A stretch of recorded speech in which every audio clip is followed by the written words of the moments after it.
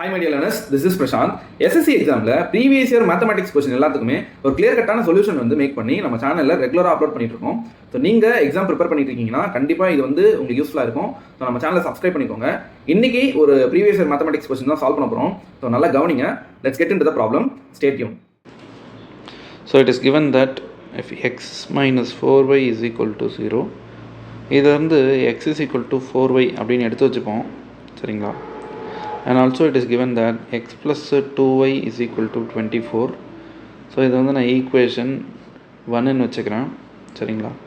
இப்போ நம்ம என்ன கண்டுபிடிக்கணும் அப்படின்னு பார்த்தீங்கன்னா, we have to find 2x plus 3y whole divided by 2x minus 3y. இதை தான் நம்ம கண்டுபிடிக்கணும், சரிங்களா? அப்போது இந்த வேல்யூவை நம்ம கண்டுபிடிக்கணும்னா we need to find x value as well as y value. So இப்போ நம்ம எப்படி பண்ண போகிறோம்னு பாருங்கள். I'm going to substitute this x is equal to 4y in our first equation.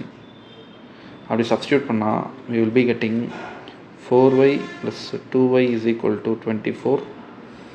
It is 6y is equal to 24. Y is 4. So substitute y is equal to 4 in x is equal to 4y. So you will be getting x is equal to 4 into 4, that is x is equal to 16. Okay, அப்போ இது கிடச்சிச்சா?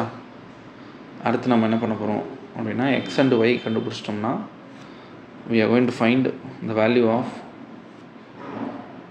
2x plus 3y by 2x minus 3y.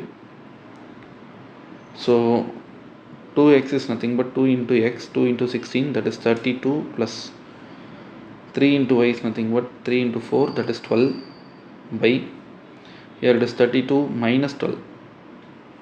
So I simplify panna, I will be getting 44 by here it is 20. So அப்போ 4th table நம்ம concept பண்ணா I will be getting 11 by 5. So the answer is 11 by 5, option B.